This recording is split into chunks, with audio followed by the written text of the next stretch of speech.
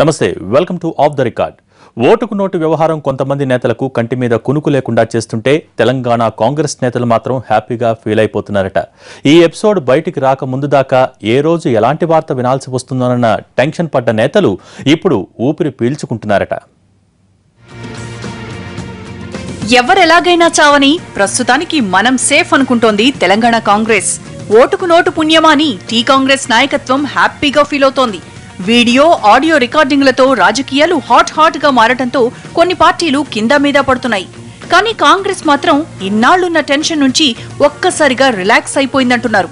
మొన్నటిదాకా దినదినగండంగా గడిపిన కాంగ్రెస్ నేతలు కొన్నాళ్ల పాటు ఇక ఏ ఇబ్బంది లేనట్లేనని ఊపిరి పీల్చుకుంటున్నారు.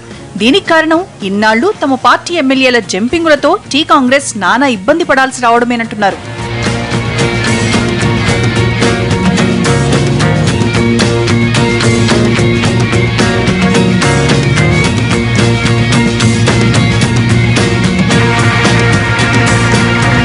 మొన్నటి ఎన్నికల్లో తెలంగాణలో 21 మంది కాంగ్రెస్ ఎమ్మెల్యేలు గెలిచారు. నర్సంపేట ఎమ్మెల్యే దొంతి మాధవరెడ్డి రెబల్ అభ్యర్థిగా గెలిచి కాంగ్రెస్ పార్టీలో చేరారు. ఎన్నికల తర్వాత కాంగ్రెస్ తరపున గెలిచిన కోరం కనకయ్య, కాలే యాదయ్య, విఠల్ రెడ్డి, రెడ్యానాయక్ టీఆర్ఎస్ పార్టీలో చేరారు. ఫిరాయింపుల పర్వం ఎమ్మెల్యేలతోనే ఆగలేదు. 7 ఎమ్మెల్సీలు కూడా టీఆర్ఎస్ తీర్థం పుచ్చుకున్నారు.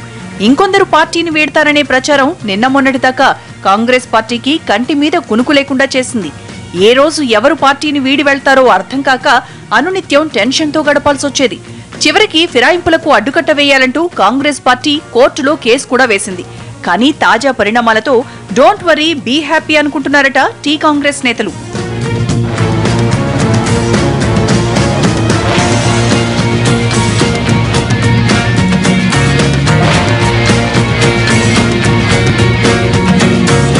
తాజా ఎపిసోడ్ పుణ్యమా అని తమ ఎమ్మెల్యేల జోలికి ఎవరూ రావడం లేదని సంబరపడుతోందట కాంగ్రెస్.